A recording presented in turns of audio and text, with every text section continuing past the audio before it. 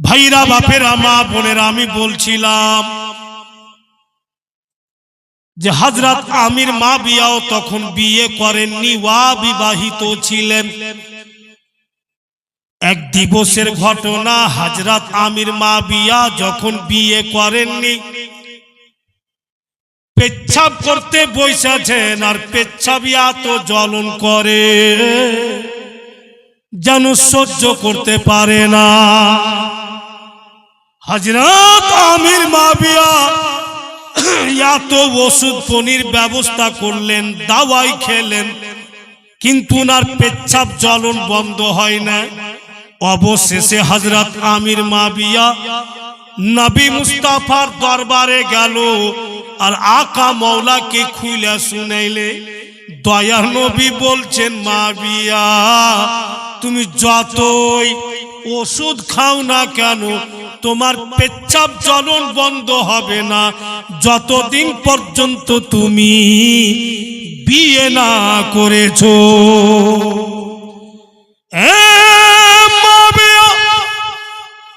তুমি বিয়ে করো, তোমার পেচ্ছাব জ্বলন বন্ধ হবে। মাবিয়া তখন বউ খোঁজ করতে লাগলেন। হযরত আমির মাবিয়া এমন দেখা মেয়ে খুঁজবো যেন তার সন্তান না হয়। খবর পাইলে উমুক গ্রামে উমুকটা মেয়ে আছে, যার বিয়ে হয়েছিল, সন্তান হয় না বলে তালাক করেছে। ওই মেয়েটা কি হযরত আমির মাবিয়া বিয়ে করলেন। বিয়ে করার পরে স্বামী স্ত্রীর মিলন হলো। হযরত আমির মাবিয়ার পেচ্ছাব জ্বলন বন্ধ হইল, আর ওই জ্বলনে বন্ধু ইয়াজিদের জন্ম হইল। ওই জ্বলনে ইয়াজিদের জন্ম। বলে ইয়াজিদের ভাষাও জ্বলন, ইয়াজিদের ব্যবহারও জ্বলন। ওই ইয়াজিদ গদ্দিকে কবজা করে নিলে। বন্ধুগণের আমার, আর বলছেন যে কোনো হালে হোক না কেন, চতুর্দিকে ডাঙ্কা যেন আমারই বাজে, ইমাম হাসানের না বাজে, ইমাম হুসাইনের ডাঙ্কা না বাজে। মারওয়ান তখন আবার বুদ্ধি দিচ্ছে। মারওয়ান বলছে, ইয়াজিদ দুইটা হাত যদি এক জায়গাতে জমা থাকে তো শক্তি কেমন হবে বলো? ইয়াজিদ বলছে, খুব বেশি শক্তি হবে। মারওয়ান বলে, যদি একটা হাত কমে যায়? ইয়াজিদ বলছে, শক্তিও কমে যাবে। দুরাচার মারওয়ান বলছে, ওরে ইয়াজিদ, ইমামে হাসান ও হুসাইন দুই ভাই এক শক্তি হয়ে আছে, ওদের পারা যাবে না। তবে শোনো ইয়াজিদ, দুজনের মধ্যে একজনকে যদি তুমি কমিয়ে দিতে পারো, একজনকে যদি জান থেকে মেরে শহীদ করে দিতে পারো, ঠিক তোমার ডাঙ্কা বাজবে। ইয়াজিদ বলছে, এটা সম্ভব কি করে? কি করে দুই ভাইয়ের মধ্যে একজনকে আমি জান থেকে মারব? মারওয়ান বলছে, ইয়াজিদ আমি তোকে শিক্ষা দিচ্ছি, শুনো। ও ইয়াজিদ, খবর লাগাও ইমাম হাসানের বাড়ি কে বেশি যাতায়াত করে, কার বেশি আসা যাওয়া আছে, আগে খবরটা লাগাও। খবর লাগাইলে ইমাম হাসানের বাড়িতে কে বেশি আসা যাওয়া করে। ভাইরা বাপেরা মা বোনেরা, খবর পেয়ে গেল। কোন ছেলের নাম পেল না, একটি মেয়ের নাম পেল। ইমাম হাসানের বাড়ি একটি মেয়ে মানুষ খুবই যায়, আর হযরত ইমাম হাসান আলী মোকামের খুবই খুবই ইজ্জত করে। ইমাম হাসানকে খুব ভালোবাসে, নবীর ঘরানাকে। দরকার যদি পড়েছে, প্রয়োজন যদি হয়েছে, ইমাম হাসানের বাড়ি ঘর ঝাড়ু দিয়ে দিয়েছে। প্রয়োজন যদি হয়েছে খানাও তৈরি করে দেয়, প্রয়োজন যদি পড়েছে তো জামা কাপড়ও ধুয়ে দিত। এত ভালোবাসত সে মেয়েটা। তো বক্তব্য অনুযায়ী কি বোঝা যাচ্ছে, যে মেয়েটার নাম আসলো, মেয়েটা ইমাম হাসানের দুশ্মন না, কারণ উনার হিত, উনার ভালাই চাহনে वाली। কে নামটা বললেই কিন্তু সবাই চিনে নিবে, যাকে বলা হয়েছে মৈমুনা।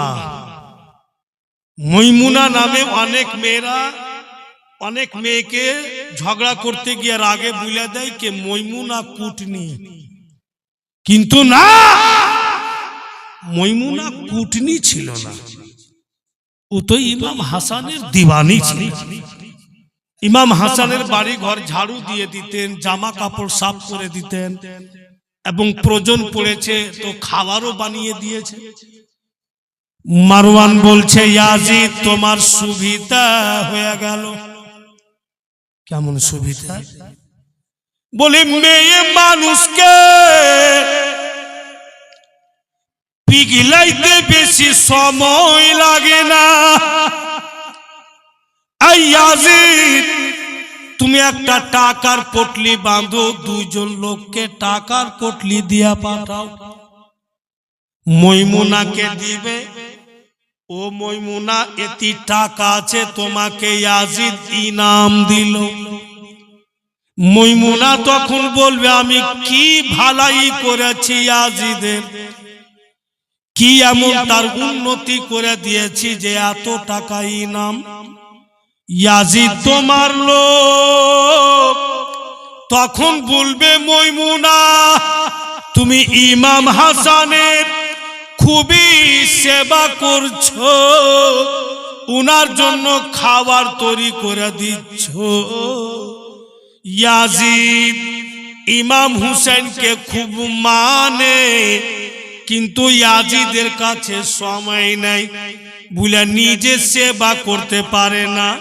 তো তুমি সেবা করছো, তাই তোমাকে ইনাম দিলে আরো বেশি বেশি সেবা করো, আরো তোমাকে ইনাম দিবে। আর মৈমুনা ইয়াজিদের বাড়িতে কত দামি দামি খাবার হচ্ছে, সুন্দর সুন্দর খাবার হচ্ছে। ইয়াজিদ যদি কখনো সুন্দর খাবার দিয়া পাঠায়, ইমাম হাসানকে একটু খাইয়ে দিও। কি করে জাল বিছাইছে বুঝতে পারছেন? ঠিক দুইটা লোক গেল, মৈমুনা বেরিয়ে আসলো, কে তোমরা? আমরা ইয়াজিদের পক্ষ থেকে এসেছি, যতটা টাকা আছে তোমার। কেন? ইয়াজিদ তোমাকে ইনাম দিয়েছে, ইমাম হুসেনের আরো বেশি বেশি সেবা করো, তোমার প্রতি ইয়াজিদ খুব সন্তুষ্ট, দরকার পড়ে তো আরো তোমাকে দৌলত দিবে। মৈমুনা যদি ইয়াজিদ কিছু খাবার দিয়ে পাঠিয়ে দেয় তো তুমি ইমাম হাসানকে খাইয়ে। কথাটা হচ্ছে বেরাদার, এইভাবে মৈমুনাকে লোভ দিয়া আর ঝুঠা কথা বলে চলে আলো। জহরের বয়ানটা যখন দেখতে যাচ্ছি, উনি কি করে জহর পান করলে, স্পষ্ট কিতাবে লিখছে কে সৈয়দিনা ইমামে হাসান আলী মুকাম বিছানাতে লম্বা হয়েছেন, শ্বাস যেন লম্বা। বিবি জাইদা ইমাম হাসানের স্ত্রী, ইমাম হাসানের চেহারাকে দেখছেন আর বলছেন, স্বামী গো, ও গো আমার মাথার তাজ, নবীর কলিজার টুকরা, আপনার শ্বাস এত লম্বা কেন? ইমাম হাসান বলছেন, জায়েদা আজকে আমার কলেজা এত শুকাচ্ছে, মনে হচ্ছে আবার বের হবে না। ও গো জায়েদা, তুমি যদি আমাকে একটু তাজা পানি দিতে আর আমি পান করতাম, তো বোধহয় আমার শুকনো কলেজা শান্তি পেত। বিবি জায়েদা বলেন, ঠিক আছে, এটা কোনো বড় কথা নয়, আমি যাচ্ছি পানি আনতে, আপনাকে তাজা পানি দিব। বিবি জায়েদা পানি আনতে গেলেন, এদিকে ইমামে হাসান আর যেন সহ্য করতে পারছেন না, বিবি জায়েদা পানিও নিয়ে আসছেন না, লেট হয়ে যাচ্ছে। এদিকে কলেজা ফেটে যাচ্ছে পানি বিহনে। বন্ধুগণ, ওই জামানাতে মাটির সুরাহে, মাটির বার্তানে পানি থাকতো, কারণ মাটির বার্তানে পানি সহজে গরম হয় না। ইমাম হাসান আলী মুকাম জান্নাতি জওয়ান গুণের সরদার দরওয়াজার দিকে দেখছেন যে পানি নিয়ে আসছেন কিনা, কিন্তু জায়েদা পানি নিয়ে আসছেন না। তিনি সহ্য না করতে পেরে একেবারে ছটফটি চেপে গেল। বিছানা থেকে যেমনি নিচে নজর করছেন গো, একটি মাটির বার্তানে পানি রাখা আছে, আর ওই পানির উপরে কি যেন ভেসে আছে। হযরত ইমাম হাসান আলী মুকাম সহ্য না করতে পেরে হাত বাড়ালেন, আর পানির বার্তান, মাটির বার্তানকে উঠালেন। যতটা পানি ছিল উনি পান করে নিলেন। যেমনই পানি পান করেছেন, গলা বাপু আগুনের মতো জ্বলতে লাগলো। যেমন যেমন পানি নিচে নামছে, বুক পর্যন্ত জ্বলতে লাগলো। উনি বুঝতে পারছেন যে আমি জহর পান করে নিলাম। এই পানিতে অবশ্যই জহর ছিল। পানিটা পান করা হয়েছে বাপু, তারপরে জায়েদা পানি নিয়ে আসলো। বারবার ইমাম হাসান এইভাবে হাত ফিরেছেন। বিবি জায়েদা বলছেন, স্বামী গো এমন কেন করছেন, কি হলো আপনাকে? ইমাম হাসান বলছেন, জায়েদা আজকে থেকে জীবনে তোমাকে আর কোনোদিন আমি বলবো না যে তুমি আমাকে পানি দাও। বলে, কেমন কথা বলেন আপনি? আমার সরতা জামা কি না বলবেন তো কাকে বলবেন? বলে, জায়েদা তুমি পানি আনতে লেট করলে, আমি পিপাসা সহ্য না করতে পেরে মাটির বার্তানে পানি ছিল পান করলাম, আর যেমনই পান করলাম জায়েদা আমার গলা জ্বলছে, বুক জ্বলছে, মনে হয় কলেজা কেটে কেটে পড়ে যায়। জায়েদা তোমাকে মালুম নেই, এর পূর্বে আমি কয়েকবার জহর পান করেছি। আমার নানার রওজাতে গিয়ে আমি ধুল মুবারক মেখে মেখে জহরকে পানি করেছি।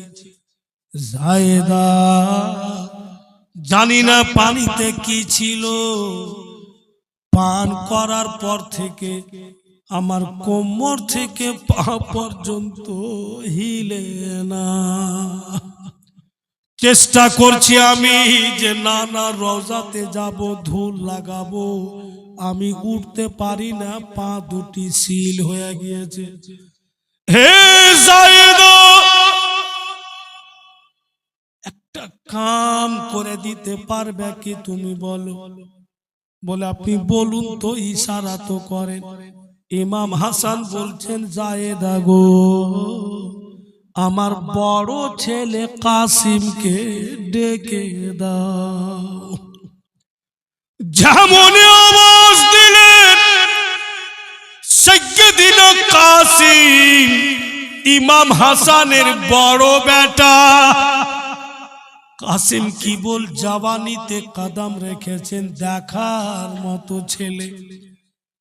বাপের কাছে সে পার্শ্বে বসলো, বাপের চেহারার দিকে বেটা দেখছে তো রং যেন ফিকা হয়ে যায়।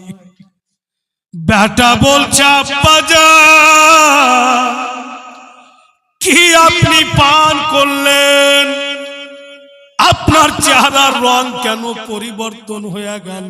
ইমাম হাসান বলছেন, লাডলা দুলারা, লেট করিস না বাপু, জলদি যা, তোমার চাচাকে ডেকে আনো। আমার হুসেনকে জলদি আনো বেটা, আমি কিছু বলবো। দেহু থেকে যদি রুহু বেরিয়ে যায় তো আমি বলতে পাবো না। আমার হুসেন, আমার কলেজার টুকরা, তুমি জলদি আনো। বন্ধু বোনেরা আমার, সাইয়্যিদিনা কাসিম বাপের পার্শ্বে বৈশা বলছে, আব্বা জান, আমি যাব না, কারণ যদি আমি চলে যাই, আপনার দেহু থেকে রুহু বেরিয়ে যায়, আমি যে কিছু আপনাকে বলবো, আমিও তো বলার সুযোগ পাবো না। এ বাপ বেটাতে আলোচনা করছে। কোন বেটা আছে বাপু যে ছেলের সামনে বাপ ছটফট করবে আর ছেলে ছেড়ে চলে যাবে? আলাপ আলোচনা করতে করতে ইমাম হাসান আলী মোকাম উল্টি করে দেন। যেমন উল্টি করেছেন, সাইয়্যিদিনা কাসিম নিজের দোনো হাতকে বাড়িয়ে আব্বা জানের উল্টি গুলো হাতে ধরে নিলেন। বাপের উল্টি বেটা হাতে ধরলে সুবহানাল্লাহ। দেখছে সাইয়্যিদিনা কাসিম পেটের নাড়ি যেন কেটে কেটে বেরিয়ে এসছে। ওই অবস্থায় মুখ দুখানা বন্ধ করে কাসিম দৌড় লাগালো চাচার কাছে, ইমাম হুসাইনের কাছে। গিয়া দেখছে ভাতিজা ইমাম হুসাইন আলী মোকাম যেন জায়নামাজ বিছিয়ে আল্লাহর ইবাদত করতেছে। ভাতিজা পিছন দিকে দাঁড়িয়ে আছে, কবে আমার চাচার নামাজ পড়া হবে, তো আমি চাচাকে নিয়ে যাব। ইমাম হুসেন আলী মোকাম সালাম ফিরালেন, দোয়া করলেন, দোয়া করে জায়নামাজ উঠিয়ে রাখলেন। ঘুরা দেখছেন তো ভাতিজা, ভাতিজার দোনো চোখে পানি, ছেলের দোনো চোখে যেন হা হা করে পানি ঝরে। কেমন চাচা ভাতিজা ছিলেন, চাচা কথা বলছে ভাতিজার সঙ্গে। দেখেন ইমাম হুসেন বলছেন, লাডলা তুমি তো আমার বড় বাপ, তুমি তো বড় বাপ রে বাপু, তোমার গোলাপ ফুলের মতো চেহারা, সুন্দর চেহারাতে তোমার পানি কেন? কি হয়েছে বেটা বলো? ভাতিজা তখন মুঠ দুখানা খুইলা চাচাকে দেখাইছেন। ইমাম হুসেন আলী মোকামে নজর পড়লো, বলে এইগুলো কি দেখাচ্ছ আমাকে? বলে চাচা জলদি চলুন, আমার আব্বা হয়তো এতক্ষণ আর বেঁচে নাই। উনি যে কি পান করেছেন, পেটের নাড়ি পর্যন্ত কেটে বের হয়।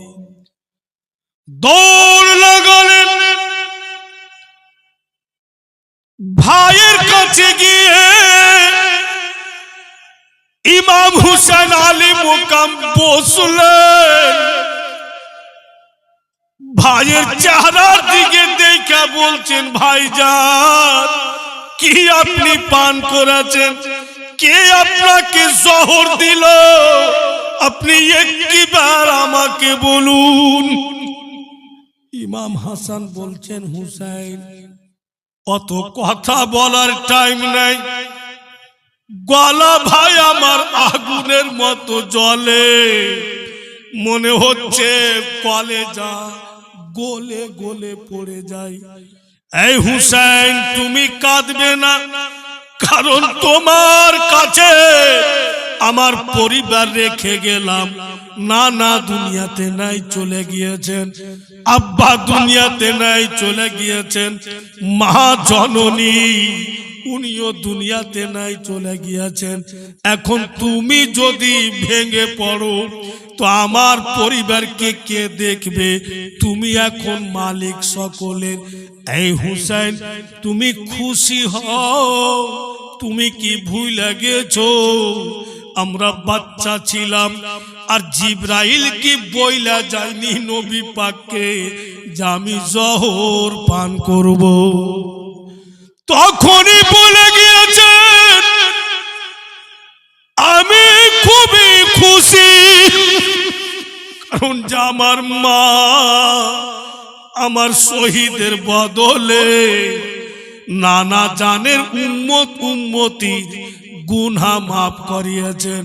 আমি আমার বুক জ্বলছে সহ্য করছি, আমার পেটের নাড়ি কেটে যাচ্ছে সহ্য করছি, এই জন্য যে আমার এই কষ্টের বিনিময়ে আমার নানার যত উম্মত উম্মতি জান্নাতি হবে। হে হুসাইন তোমাকে আমি একটি কথা বলবো তাই ডাকলাম। তোমার বেটি আমার ভাতিজি সকিনাকে একবার ডাকো। আর যেমনই বলেছে চাচা যে আমার ভাতিজি তোমার বেটিকে ডাকো, তবকা লোক হাজরাতে সকিনা চাচার সিনার পাশে ভাতিজি বসলেন। ইমাম হাসানের হাতখানাকে ধরেছেন ভাতিজি।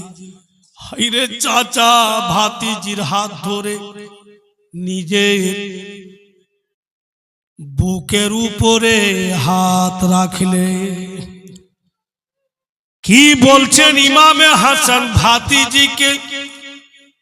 এই লাডলি সকিনা দুনিয়া জানে না রে মা, তুমি জানো আমি জানি।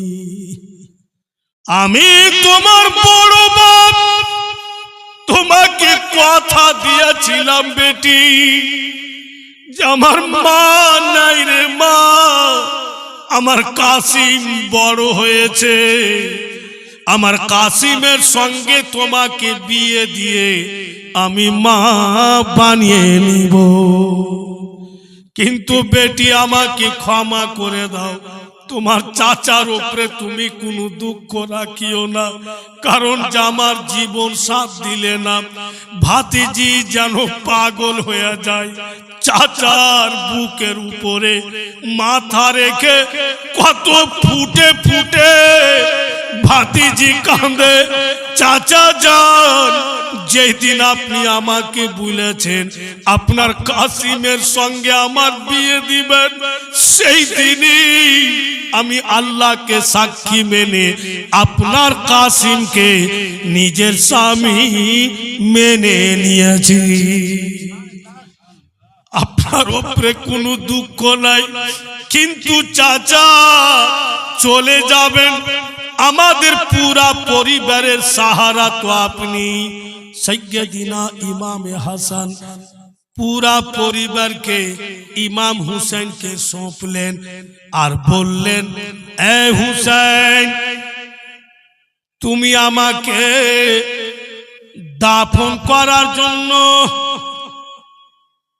নানি যান হযরত উম্মুল মুমিনিন আয়েশা সিদ্দিকা রাদিয়াল্লাহু তাআলা আনহার কাছে যেও, উনার কাছে আদেশ নিয়ে চেষ্টা করিও আমাকে নানার গ্রাউন্ডের মধ্যে দাফন করা। এ হুসেন, নানার গ্রাউন্ডের মধ্যে নিয়ে যাবে, যদি ইয়াজিদের লোকেরা তোমার সামনে দাঁড়িয়ে যায়, নিয়ে যাইতে না দেয়, হুসেন তুমি লড়াই করবে না, তার সঙ্গে বিবাদ করিও না। যদি ইয়াজিদ সামনে দাঁড়িয়ে যায়, তার সাথে তলোয়ার নিয়ে তুমি লড়াই করবে না, ছেড়ে দিও। নানা রওজাতে তখন আর যেও না, তারপরে যেখানে তোমার দিল চাইবে আমাকে দাফন করে দিও। ইমাম হুসাইন বলেন, ভাইজান একবার তো বলতেন, কে আপনাকে জহর দিল? ইমাম হাসান আলী মোকাম বলছেন, আল্লাহর উপরে ছেড়ে দাও, এর বিচার আল্লাহ করবে, তুমি সেদিকে যেও না। এখানে বাপু আমি কি করে বলবো যে বিবি জায়েদা ইয়াজিদের দৌলতের লোভে জহর দিয়েছে? এখানে কি করে আমি বলবো যে মইমুনা জহর দিয়েছে? কার নাম বলবো? যেহেতু জহর পান করনেওয়ালা করির নাম বলেনি, আল্লাহ তাআলাকে সঁপে দিয়েছে, তাই বলা যায় না। কিতাব লিখক লিখছেন বাপু যে নানার রওজাতে নিয়ে যাচ্ছিলেন দাফন করার জন্য, ইয়াজিদ যেতে দেয়নি। ইয়াজিদ দলপল নিয়ে সামনে দাঁড়িয়ে গেছিল যে না, নবী পাকের গ্রাউন্ডের মধ্যে দাফন করতে দিব না। হযরত ইমাম হুসেন আলী মোকাম চাইলেন যে সোতামার জিহাদ হয়ে যাবে, কিন্তু যখন ভাইয়ের কথা মনে পড়ে যায় যে আমার ভাই বলেছে যদি ইয়াজিদ রুইকা দেয় তো তোমার তরফ থেকে যেন লড়াইয়ের কোনো এলান না হয়, তুমি লড়াই করিও না বলি ইমাম হুসেন আলী মোকাম ইমাম হাসান আলী মোকামকে বাপু তখন নিয়ে গেলেন কোথায়? যেটা লিখছে কিতাবে, যেখানে সৈয়দা মা ফাতেমা উনার মা জননী দাফন আছে, জায়গাটার নাম হচ্ছে জান্নাতুল বাকি। হাজিগণ জান্নাতুল বাকি কো দেখা আছে, ওই জান্নাতুল বাকিতে মায়ের পাশে ইমাম হাসান আলী মোকামকে দাফন করে দেওয়া হয়। बिरादर इस्लाम, अब इमाम हुसैन आली मुकाम आकाई हुए गेलेन, उनार नानाओ नाई एवं मा जननीओ नाई, आब्बाओ नाई, भाइओ चले गेलेन, आकाई हुए गेलेन। कुफाते याजिद किन्तु जुल्म सिताम यातो करते लागलो, কুফার লোকজনকে পারিশান করে দেয়, কষ্ট দেয়, দুঃখ দেয়। তখন কুফার কিছু কিছু লোকেরা গভীর রাত্রে চুপচাপ একটি মিটিং ডাকলে, মিটিং ডেকে উনারা আলোচনা করলে ইয়াজিদের জুলুম সহ্য হয় না, কাম করো, চিঠি লিখা দাও ইমাম হুসেন আলী মোকামকে, উনি যেন কুফা চলে আসেন। উনি যখন কুফা আসবেন আমরা উনার হাতে হাত দিয়ে উনার বাইত হয়ে যাব, উনার মুরিদ হয়ে যাব। তখন কুফাওয়ালা চিঠি লেখা দিলেন ইমাম হাসানকে। চিঠিখানা পৌঁছা গেল সাইয়্যিদিনা ইমামে হুসেন আলী মুকামকে। যখন চিঠি লিখলো, উনি চিঠিটা যখন পেয়ে গেলেন, নানার সাহাবাই কেরামকে ডেকে পত্রখানা পড়ে শোনা। সাহাবিয়ে রাসূলগণ ইমাম হুসাইনের সামনে বসে আছেন, আর চিঠিখানা পড়ে শোনাচ্ছেন যে কুফাওয়ালা আমাকে ডেকেছে, কেমন করি। সাহাবিয়ে রাসূলগণ বলছেন, ওগো জান্নাতের ফুল নওয়াসায়ে রাসূল, আপনাকে কোনো মতই যেতে দিব না। কারণ কুফাওয়ালা বড় বেবফা, ডাকবে ওরা, আর যদি ওদের কেউ ধমকি দিয়া দেয়, উল্টো ওরাই দুশ্মনী করবে। কুফাওয়ালার চলতে হযরত আলীকে হারিয়েছি, কুফাওয়ালার চলতে আপনার ভাই হাসানকে হারিয়েছি, আপনাকে আমরা হারাইতে চাই না। তাই কুফাওয়ালা বড় বেওয়াফা, আপনাকে যেতে দিব না। চিঠিখানা বন্ধু ক্যান্সেল হইল। আবার দ্বিতীয় চিঠি গেল, কোনো উত্তর আসলো না। তৃতীয় চিঠি গেল, কোনো উত্তর আসলো না। স্পষ্ট কিতাবে লিখছে কুফাওয়ালা এক এক করে ইমাম হুসাইন আলী মুকামকে 150 খানা চিঠি দিল। 150 খানা চিঠি দিল। আর শেষ চিঠিতে লিখে দিয়েছে কুফার লোক, স্পষ্ট করে লিখে পাঠিয়ে দিয়েছে, ওগো নওয়াসায়ে রাসূল, জান্নাতের ফুল, আর আমরা পত্র লিখব না, আর আপনাকে চিঠি দিব না, এটাই আমাদের শেষ চিঠি। হুজুর গো, যদি আপনি কুফা না আসবেন, আমরা বাধ্য হয়ে ইয়াজিদের হাতে হাত দিয়ে ইয়াজিদের মুরিদ হয়ে যাব। আর কাল কিয়ামতের মাঠে যদি নবী মুস্তাফা জিজ্ঞাসা করেন যে আমার নাতির হাতে হাত দাওনি, ইয়াজিদের হাতে কেন হাত দিয়েছো, আমরা বলে দিব একখানা দুখানা 150 খানা পত্র দিয়েছি, তবু আপনার নাতি আসেননি। তাই বাধ্য হইয়া ইয়াজিদকে খলিফা মেনেছি। ও নওয়াসায়ে রাসূল, এর জবাব কিয়ামতের মাঠে আপনাকে লাগবে। শেষ পত্রতেই কথাটি লেখা বাপু পাঠিয়ে। বিরাদার, ওই শেষ পত্রখানা ইমামে হুসেন আলী মুকাম ফের নানার সাহাবাই কেরামকে ডাকলেন, আর ডেকে বাপু শেষ পত্র শুনাইলেন। তখন কুফাওয়ালা বলল কি, যখন এইভাবে বলেছে, একটাই রাস্তা আছে। বলে কি রাস্তা? বলে হুজুর, ওগো জান্নাতের ফুল ইমামে হুসাইন, আপনার পূর্বে আপনার নাইব বানিয়ে, প্রতিনিধি বানিয়ে আমরা কুফা পাঠাবো। আপনার বদলে কুফার হাল সমাচার দেখবে, কুফার লোকজনের মোহাব্বত দেখবে। সত্যি যদি ওরা আপনাকে চাহে আর আপনার প্রতিনিধি পত্র লিখা পাঠায়, তবে আপনাকে যেতে দিতে। কথাটা ফয়সালা হয়ে গেল। ফের কিন্তু মিটিং ডাকলে যে কাকে পাঠাবো ইমাম হুসাইনের বদলে। ওখানে একটা নাম ভাইসা উঠলো, যার নাম হযরতে ইমামে মুসলিম। হযরত ইমাম মুসলিম বিন আকিলের কথা উঠলো। হযরত ইমাম মুসলিম ইমাম হুসাইনের কাকাতো ভাই।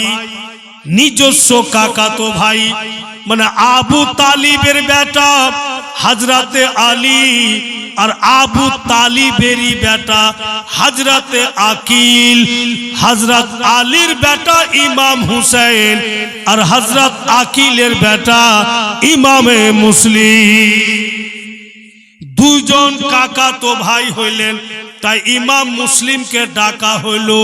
ইমাম হুসাইন বলেন, ওগো আমার মুসলিম, তোমাকে আমার বদলে কুফা পাঠাইতে চাইছি, বলো তোমার দিল কি বলে, তুমি কি যেতে চাইছো? ইমাম মুসলিম বলে, ওগো নওয়াসায়ে রাসূল, ওগো নবীর নাতি, ওগো জান্নাতের ফুল, এটা তো আমার কিসমত যে আমি নবীর নাতির নাইব হতে পেলাম, এটা আমার ভাগ্য, নিশ্চয়ই আমি যাব। তবে হুজুর একটি কথা ছিল, তো বলো। বলে, আপনি তো জানছেন যে আমার স্ত্রী বেঁচে নাই। কে বলছেন? হযরত ইমাম মুসলিম।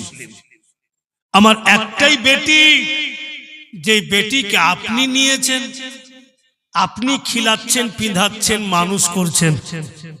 আমার যে ছোট ছোট দুটা ছেলে আছে হুজুর, ওদের যে মা নাই, ওদের দেখভাল আমি করছি, খাবার বানিয়ে দিচ্ছি আমি, ওদের বিছানা করে দিচ্ছি আমি, ওদের জামা কাপড় ধুয়ে দিচ্ছি আমি, যেহেতু ওদের মা নেই।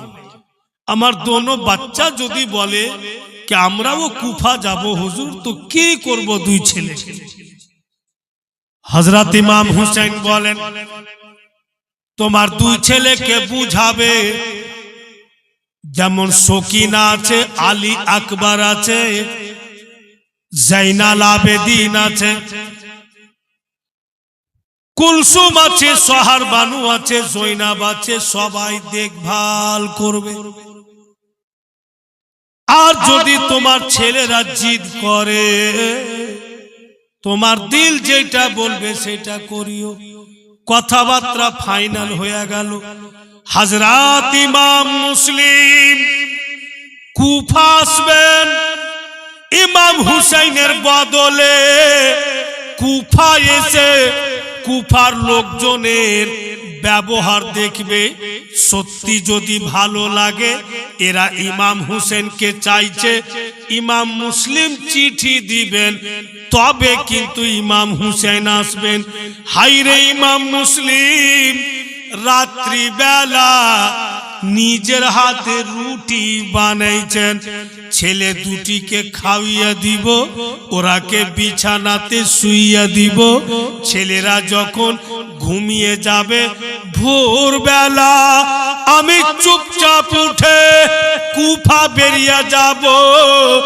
আমার ছেলেরা জানতে পারবে না।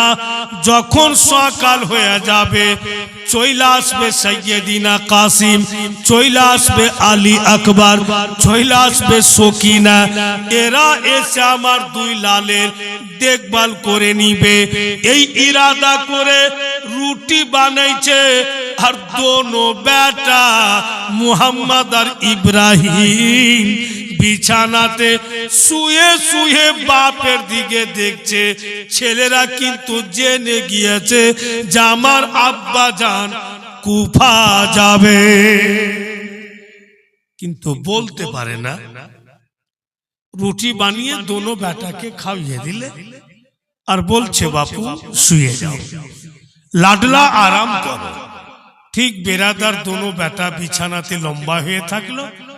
আর ভোর বেলাতে হযরত ইমাম মুসলিম, বন্ধুগণ, যেমনই টাইম হলো ফজরের, নামাজটা পড়ে নিলেন, আর একেবারে আবঝাবঝাও অন্ধকার হয়েই আছে, আর উনি কিন্তু বেরিয়ে গেলেন যেন ছেলেরা দেখতে না পায়।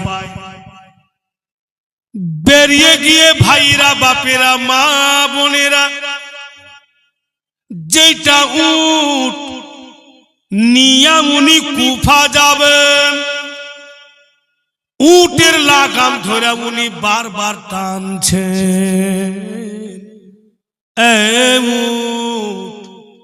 আমারও কিসমত ভালো, তোমারও কিসমত ভালো।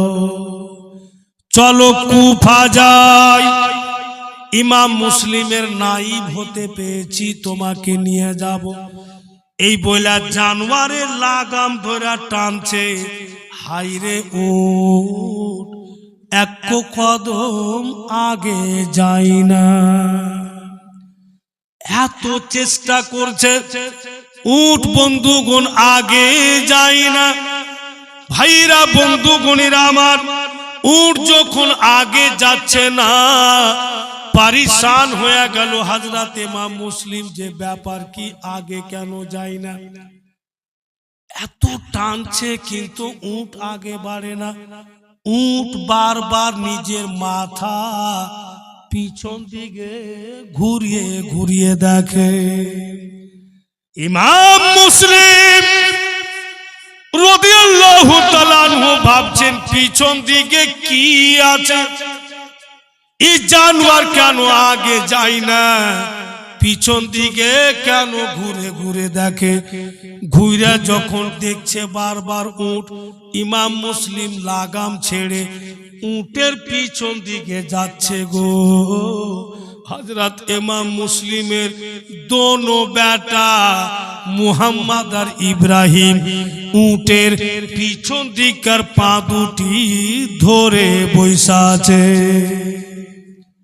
জানোয়ার পা উঠায় না, নবীর ঘরানা আমার পা ধরে বসে আছে। পা উঠাবো, দোনো নাজুক ছেলে কষ্ট পাবে, আঘাত পেয়ে যাবে, ব্যথা পাবে, তো আল্লাহর নবী আমার প্রতি অসন্তুষ্ট হবে। জানোয়ার পর্যন্ত নবীর ঘরানাকে কষ্ট দিতে চায় না। বলুন দেখি ও ভাইরা, বাপিরা, মা বোনেরা, বেটিরা, বেজুবান জানোয়ার উট সে যদি নবীর আলো আওলাদকে, নবীর ঘরানাকে কষ্ট দিতে না চায়, আব যদি কোনো ইনসান, কোন মানব জাতি নবীর আওলাদের শানে গুস্তাখি করে, কষ্ট দেয়, বলুন তো ওদের হাসর কি হবে? দোনো বেটাকে বলছে, ছেলেরা তোমরা উটের পা ধরে বসে আছো। বলে আব্বা আমরা জানি যে আপনি চলে যাবেন কুফা, কিন্তু আপনি ভেবে দেখেছেন দুনিয়ার লোক, ওদের বাপেরা যদি বাইরে যাচ্ছে তো ছেলেরা মায়ের আঁচল তলে থাকে, আমাদের তো মা নেই। আপনি বাপও, আপনি মাও, আপনি চলে যাবেন তো আমাদের বিছানা কে করবে, আমাদের খাবার কে বানাবে? আব্বাজান যেখানে যাবেন আমরাকে নিয়ে চলুন। হযরত ইমাম মুসলিম দোনো বেটাকে উটের উপরে উঠিয়ে দিলেন, চলো যেখানে যাব নিয়ে যাব। ঠিক বেরাদার যেমনই কুফা এসছেন নিজের দুই বেটাকে নিয়ে, কুফার লোক খুশির সীমা নেই, নারাই তাকবীর, নারাই রিসালাত লাগিয়ে হযরত ইমাম মুসলিমকে কুফার মধ্যে নিয়ে গেল। একদম কুফাওয়ালা অতিরিক্ত খুশি। আর হযরত ইমাম মুসলিমের হাতে হাত দিয়ে বলছে, হুজুর আপনাকে ইমাম হুসেন পাঠিয়েছেন? বলে হ্যাঁ। বলে আপনার হাতে হাত দিলাম মানে ইমাম হুসেনের হাতে হাত দিলাম, কারণ যে আপনি ইমাম হুসাইনের প্রতিনিধি হয়ে এসেছেন, উনি পাঠিয়েছেন।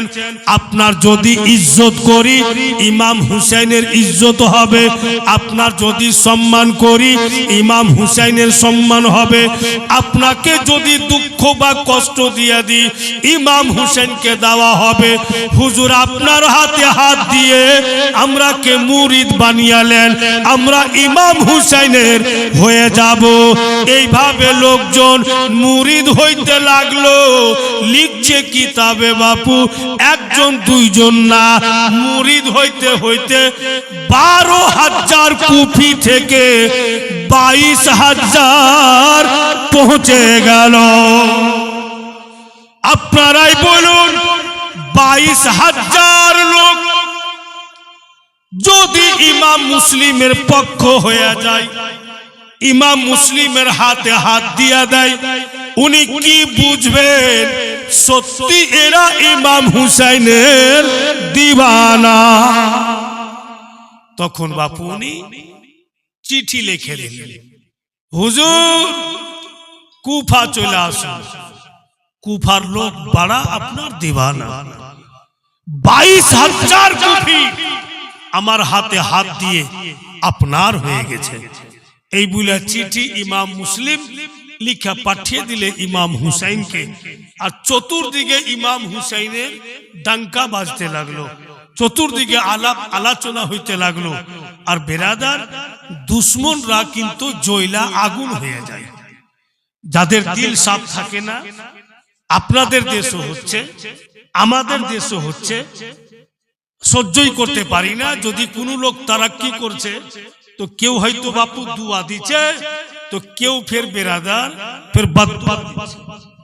কেউ খুশি মানাইছে যে আমার গ্রামের ছেলের তারাক্কি হচ্ছে, তো কেউ ফের বাপু উল্টা পুল্টা বকছে আর খুদ ধুঁড়া বাড়িয়েছে।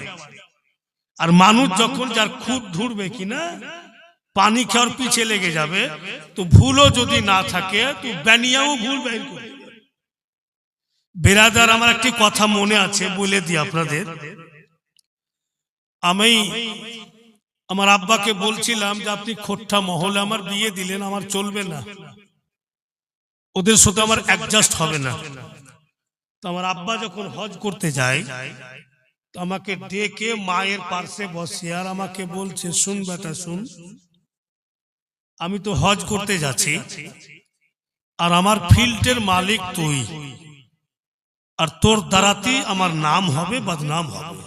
তো বেটারে শুন বাবা, স্ত্রীর 4টা দিক দেখিস, 2টা দিক যদি ভালো থাকে আর 2টা দিক যদি খারাপ থাকে, তো খারাপ দিকটাকে ছেড়ে দিস বেটা, আর ভালো দিককে দেখে ঘর সংসার করে খাস।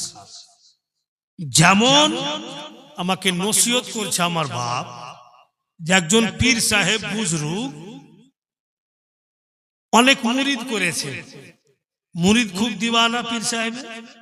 তো মুরিদরা বলছে চল তো হুজুরের বাড়ি থেকে ঘুরে আসি। আমার বাপ মৌলানা তৈমুর রহমান কালিনী উনি আমাকে বলছেন, আর আমার মা বৈশা আছেন। মা ফের বলছেন যে আমার ছেলে কি ছোট্ট বড় হয়ে গেছে, এগুলা কি হিসাব শুনেছেন? বলে চুপ, যা বলছি বলতে দে।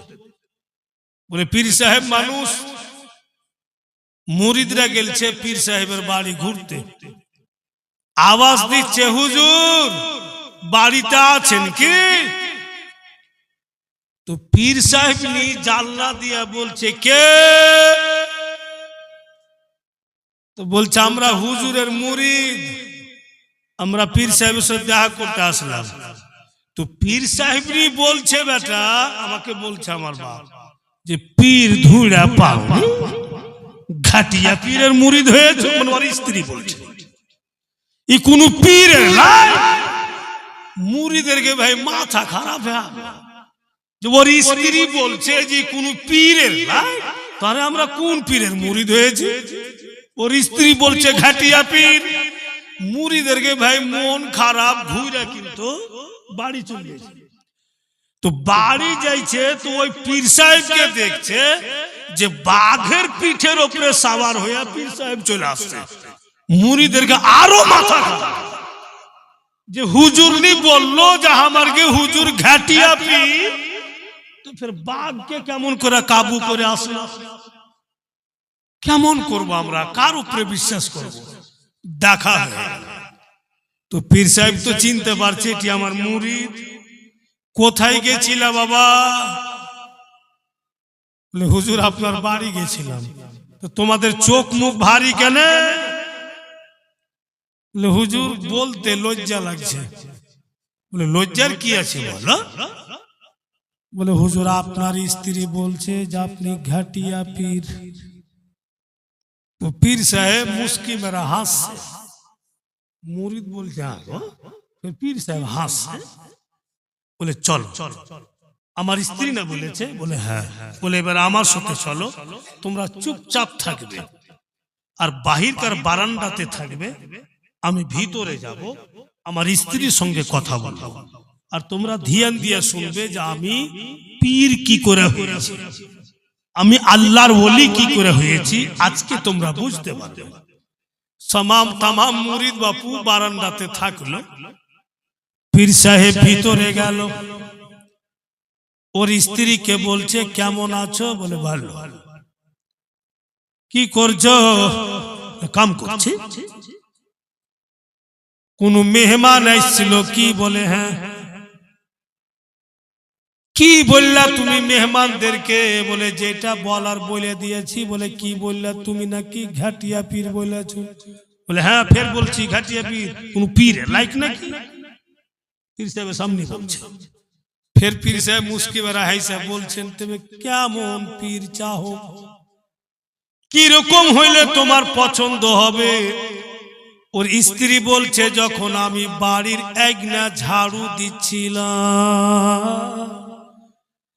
দেখতে পাচ্ছি হাওয়াতে যাই নামাজের উপরে একজন আল্লাহর ওলি বৈশা আছেন আর হাওয়াতে ইবাদত করে, ওই রকম পীর হও। তো পীর সাহেব বলছে যে সবুজ রঙের পাগড়ি ছিল কি? বলে হ্যাঁ। আর সাদা রঙের জুব্বা ছিল কি? বলে হ্যাঁ। বলে হাতে লাঠি ছিল কি? বলে হ্যাঁ। পীর সাহেব বলছে হায় রে পাগলি, চিনতে পারিসনি? অন্য কেউ ছিল না, আমি ছিলাম। চট করে ওর স্ত্রী বলছে ও সেই তো বলছি যে বেকা বেকা হয়ে কেনে ঘুরছে। অতক্ষণ ঠিক বললো, আর যখন বলেছে আমি ছিলাম তো বেকা বেকা হয়ে কেন ঘুরছে? মানে যে খুদ বাহির করবে ও বাহির করবে। এবার বাহিরা পীর সাহেব তখন বলছে মুরিদরা কে বুঝতে পারলাম বাপু, আর ডাহা সোহে সোহে আমি ওলি হয়ে গেছি। হ্যাঁ, আল্লাহ তাআলা আমাকে ওলি বানিয়ে দিয়েছে। এর জ্বালা যন্ত্রণা সহ্য করে যদি আমি তালাক করে দিতাম, এর কোথাও ভাত হইতো না। কটা স্বামী যে কে তালাক করতো, একে আমি সহ্য করে রেখেছি, পর্দাতে আছে, বেঁচে আছে। এর জ্বালা যন্ত্রণা সহ্য করার ফলই আল্লাহ ওয়ালাইয়া দান করে দিয়েছে। তো ভাইরা বাপের আমার, তখন তো আমি বুঝে গেল আমার বাপের নসিহত যে আমাকে কেন বুঝলে, ই যদি আমাকে মুক্কা মুক্কি মেরে দেয় তো আমি কিছু কইতে পারবো না। হ্যাঁ, উপায় নেই। বেরাদারান ইসলাম ভাইরা বাপের আমার, বন্ধু গুণেরা, তো খুদ বাহির করছে, চিঠি চলে গেছে। আর দেখেন দুশ্মন মারওয়ান, মারওয়ান বলছে ইয়াজিদ তোর এলাকা সাফ, আর যার দিমাগে গোবর ভরা আছে বাপু ও খারাপই বুদ্ধি দিবে। বুঝতে পারছেন তো? আচ্ছা আপনারা বলুন তো, বাপ জন্মে কেউ কুকুরের দুম সোজা দেখেছেন? আমি তো লাগছে দেখিনি। আপনার এই কাঠল বোনা কুকুরের গলাতে দড়ি বেঁধে ওই লাইনের পোলে বেঁধে, আর দুমে দড়ি বেঁধে মডেলে বেঁধে আসে, 1 মাস টানা দিয়ে রাখেন, তারপরে ফের দড়ি খুলেন তো নিজের আসলিয়াতে ঘুরে চলে আসবে, বেকা হয়ে যাবে। তো মারওয়ান সব সময় বেকা। আর ইয়াজিদকে ঘৃণাও না, দিমাগ ও বুদ্ধি দিচ্ছে, বলে মারওয়ান তোর এলাকা চলে যাবে, একটা লোক আছে, লোকটাকে যদি তুই আয়ত্তের মধ্যে নিতে পারিস, লোকটাকে যদি লোভ দিতে পারিস, তো মারওয়ান তোর কাজ হয়ে যাবে। বলে কার কথা বলছো তুমি? ইয়াজিদ বলছে মারওয়ানকে তুমি কার কথা বলছো? তো মারওয়ান বলে একটি লোকের নাম ওবায়দুল্লাহ ইবনে জিয়াদ, বড় লোভী, ওকে যদি ইনামের লালচ দাও তো নিজের বাপকে পর্যন্ত কতল করবে। বড় লোভী লোক। বন্ধুগণ, ইয়াজিদ তখন চিঠি লিখলে ওবায়দুল্লাহ, তুমি যদি ইমাম মুসলিমকে কুফা থেকে বের করে দিতে পারো আর মুসলিমের বাইতগুলো ভেঙে দিতে পারো, ইমাম হুসেনের ডাঙ্কা বন্ধ করে দিতে পারো, এই ওবায়দুল্লাহ মুহ মাঙ্গা ইনাম দিব আর দামেস্ক শহরের বাদশাহ বানাবো। এই চিঠি লেখা বাপু পাঠিয়ে দিলেন। ওবায়দুল্লাহ চিঠি পড়লে লালচি লোক, দৌলতের ভোখা। ওবায়দুল্লাহ বুইলা পাঠিয়েছে, ইয়াজিদ দামেস্ক শহরের কাগজপাতি তুই রেডি কর, ওর আমি বাদশাহ হব আর দৌলতের ব্যবস্থা নে, ইনাম রেডি কর।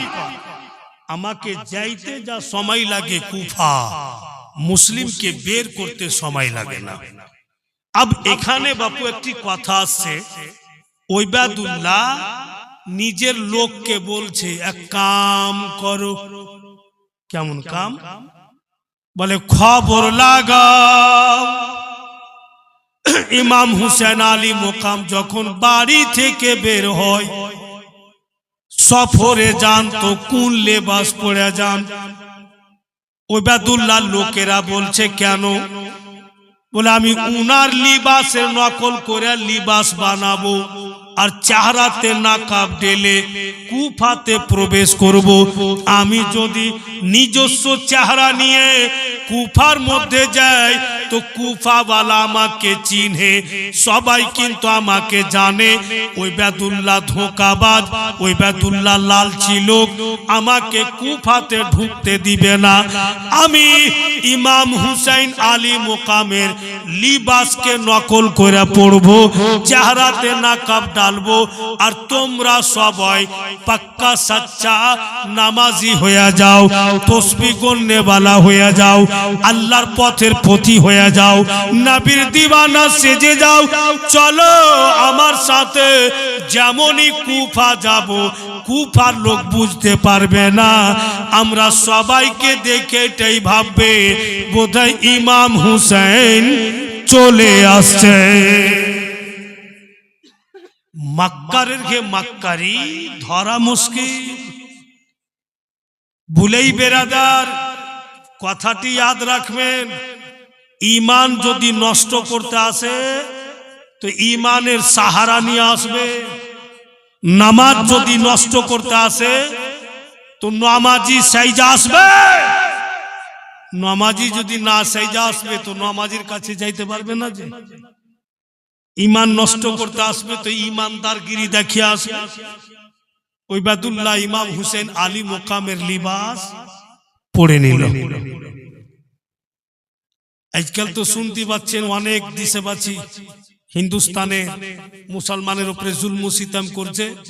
বন্ধুগণ, হিন্দু ছেলে মুসলমানের রূপ ধইরা আর মন্দিরে নিয়ে যা গরুর মাংস রেখে দিলে মুসলমানের উপরে জুলুম চালু হয়ে গেল। হচ্ছে না এরকম? হাজারো খবর পাওয়া যাচ্ছে। নাটকবাজি নাটক করে লেবাস পিঁধে চেহারাতে নাকাব টেলে আর পুরা কাফেলা সাজিয়ে কুফার দিকে রওনা। যেমনই কুফার নিকটবর্তী হয়েছেন, কুফাওয়ালা দূর থেকে বলছে দেখো ইমাম হুসেন চলে আসছেন। সবাই কিন্তু খুশিতে ঝুমছে। ইমাম মুসলিম আওয়াজ শুনতে পেয়ে খুব খুশি, হয়তো আমাদের জান্নাতের ফুল চলে আসে। বেঈমান দুরাচার ওবায়দুল্লাহ যেমনই কুফার মধ্যে গেল চেহারার নাকাবকে উল্টে দিলে চেহারার নাকাব যেমনই উল্টেছে বন্ধু তামাম কুফাওয়ালা বুঝতে পারছে হাই হাই কি করলাম ই তো আমাদের ইমাম নয় ই তো ইয়াজিদের লোক ই তো ওবায়দুল্লাহ ইবনে জিয়াদ আমরা কি করলাম দুশমনকে জায়গা দিয়ে দিলাম দুশমনকে ভিতরে নিয়ে আসলাম ওই ওবায়দুল্লাহ কুফাতে ঢুকে মায়ের কোলে কচি বাচ্চা আছে গো আর দুশমন দুরাচার মায়ের কোল থেকে কচি বাচ্চাকে উঠিয়ে মায়ের সামনে গলা টিপা মারলে জওয়ান স্ত্রীর সামনে ওর স্বামীকে মেরে দিচ্ছে কুফাওয়ালা পরেশান হয়ে গেল ওরে ওবায়দুল্লাহ তোমার কি ক্ষতি করেছি কেন এত জুলুম করো কেন এত সিতম করো কেন জওয়ান স্ত্রীকে বেওয়া বানাও কেন মায়ের কোল থেকে কচি শিশুর গলা টিপো ওবায়দুল্লাহ বলছে ও কুফাওয়ালা ইমাম মুসলিমকে বের করে দাও তার দুই ছেলেকে বের করে দাও কেউ ইমাম মুসলিমকে খেতে দিবে না কেউ বাড়িতে জায়গা দিবে না যদি তোমরা জায়গা দিয়েছো ওবায়দুল্লাহ ইবনে জিয়াদ কাউকে ছাড়বে না প্রত্যেক পরিবারে জুলুম করবে ওই যে বলেছেন সাহাবী রাসূলগণ ইমাম হুসাইনকে হুজুর কুফাওয়ালা বড় বেওয়াফা ওরাই ডাকবে আর যদি ওদের কেউ ধমকি দিয়া দেয় ওরাই ফের জুলুম করবে ওবায়দুল্লাহ যেমনই ধমকি দিলে কুফাওয়ালা হযরত ইমাম মুসলিমকে ছেড়ে দিল যারা কথা বলতো বলে না যারা খেতে দিত নজর উঠিয়া দেখে না আস্তে আস্তে কুফাওয়ালা কাটতে লাগলো হযরত ইমাম মুসলিম নিজের দোনো লাডলা দুলারাকে নিয়ে বসে আছেন আল্লাহ কি করি ই কুফাওয়ালা পাল্টা গেল আমাকে শহীদ করে দেয় কোনো কথা নেই আমার দুই ছেলেকে শহীদ করে দেয় কোনো কথা নেই কিন্তু আমি যে চিঠি লিখে দিয়েছি ইমাম হুসেন আলী মোকামকে উনি যদি চলে আসেন তো কি হাল হবে এই চিন্তায় চিন্তিত হলেন নিজের দুই বেটাকে একজন সাহাবী রাসূল যার নাম লিখছে কিতাবে কাজী শরীর বাড়িতে গিয়ে হযরত ইমাম মুসলিম নিজের দোনো কলেজার টুকরাকে সঁপে দিলে ওগো কাজী শরীর আমার ছেলেদের মা নেই এরা মায়ের আদর পায়নি কুফাওয়ালা জুলম ও সিতম করতে লাগলো এরা 150 খানা পত্র দিয়েছিল তবে আমাকে পাঠিয়েছেন ইমাম হুসাইন কিন্তু কুফাওয়ালা বড় ही বেওয়াফা বলা যায় না কবে যে আমার উপরে জুলুম করবে তাই আমার দুই বেটাকে সঁপে দিলাম ওগো কাজী শরীর সুযোগ যদি পেয়ে যান আমার দোনো ছেলেকে মদিনা পাঠিয়ে দিয়ে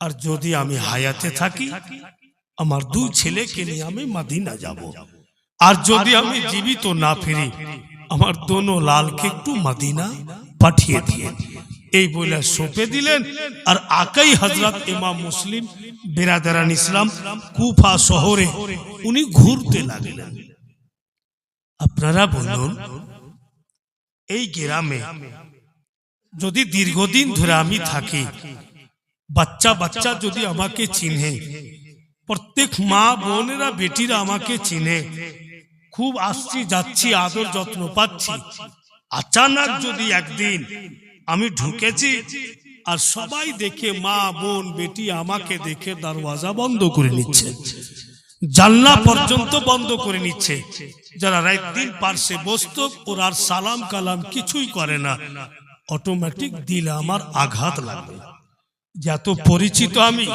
তোমরা চিনছো, আজকে কেউ কথা বলছো না।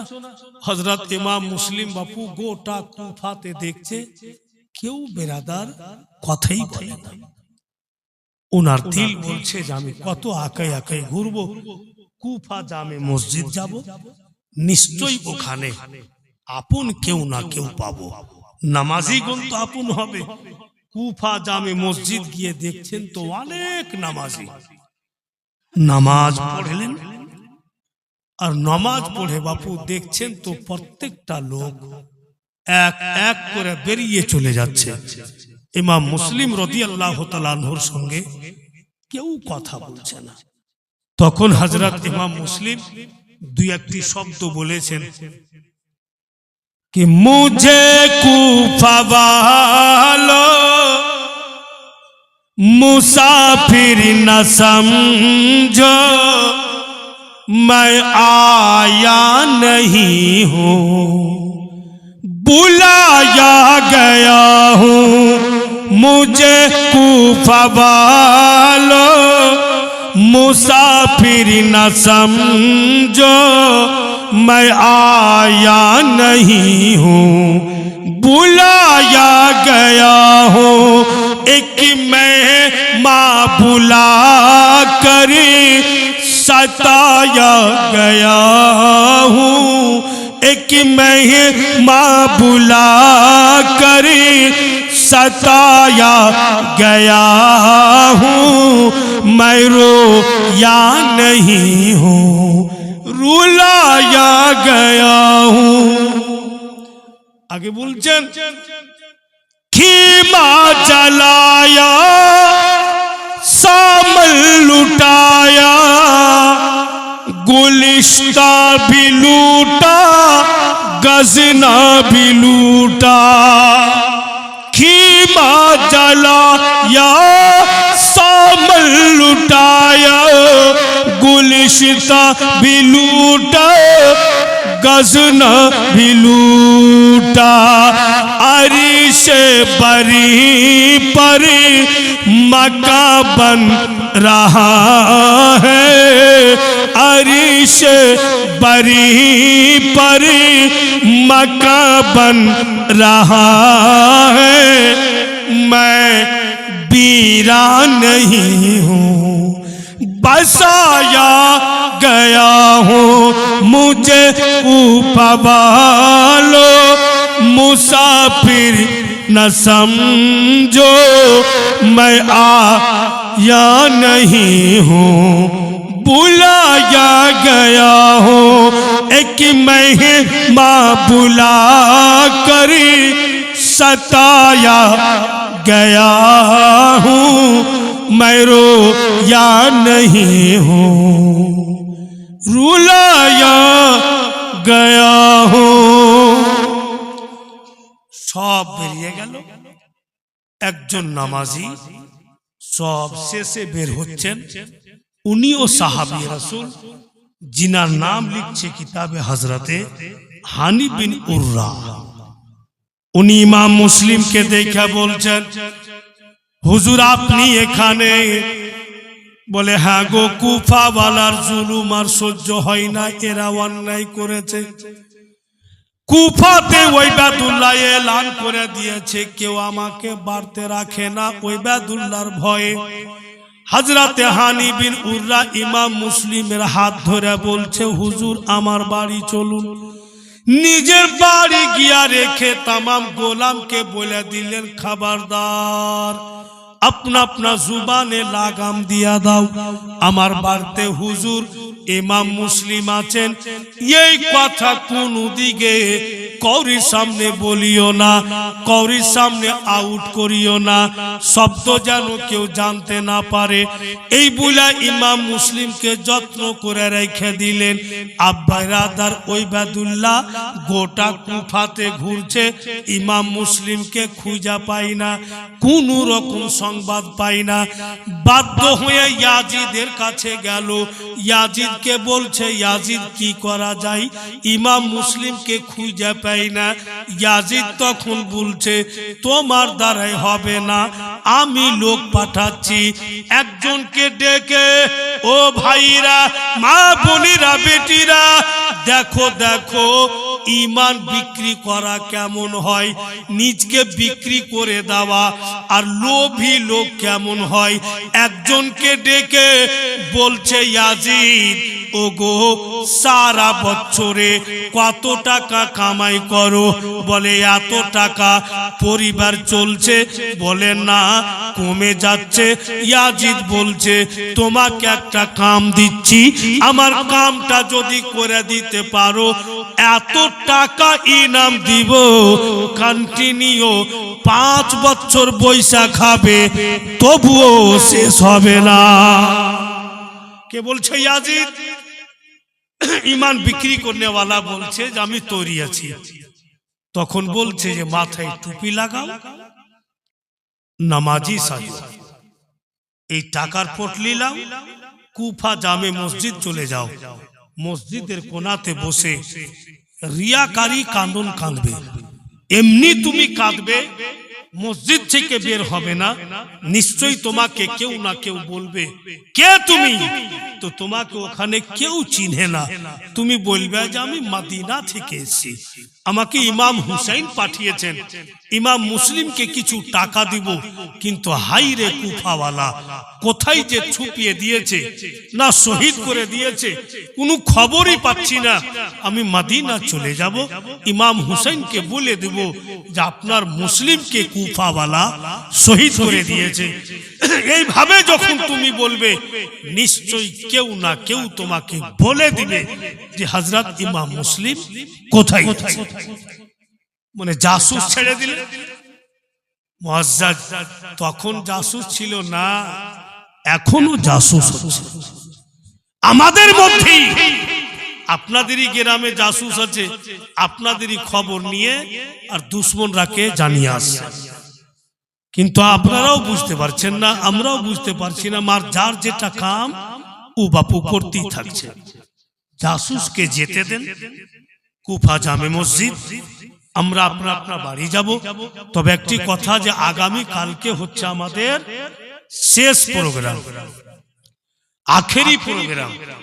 তাই সমস্ত ভাই বেরাদার ছেলেরাকে আর মা বোনেরা বেটিরাকে বলবো যে অবশ্যই আগামী কালকে দলে দলে যোগদান করে আসবে। এই জন্য যে কথা হচ্ছে মায়েরা,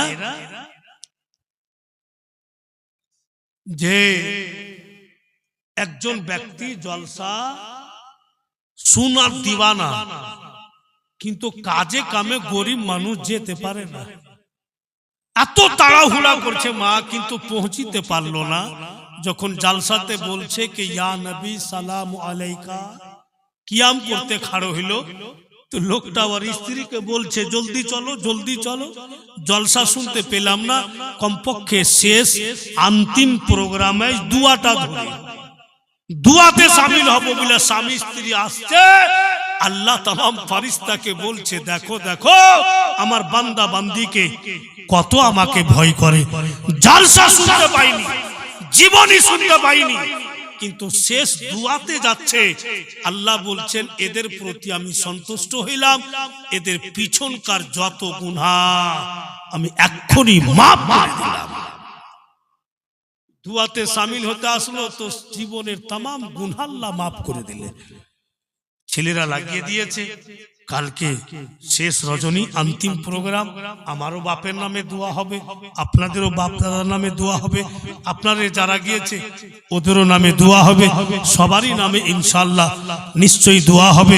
একবার পুরা মজমা মোহাব্বতে দুরূদ শরীফ পাঠ করুন, আল্লাহুম্মা জোরে।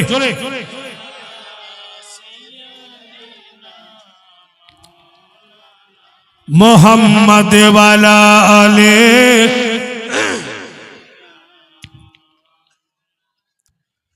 सल्लल्लाहु ताला अलैहि वसल्लम। जोरे एकटू बोलें तो सुबहानाल्लाह बोलुन, या रसूल अल्लाह। एकबारे छोट्ट होबे, तारपर इंशाल्लाह दुआ होबे। आमी जे तुम्हार दीवाना ओ गुसाहे मोदीना, आमी যে তোমার দিওয়ানা ও গো শাহে মদিনা, তোমারই মতো দয়ার নবী আর যে পাবো না। তোমারই মতো দয়ার নবী আর যে পাবো না। যেখানে রাসূলুল্লাহ, যেখানে রাসূলুল্লাহ সেখানে যে আল্লাহ, যেখানে রাসূলুল্লাহ সেখানে যে আল্লাহ।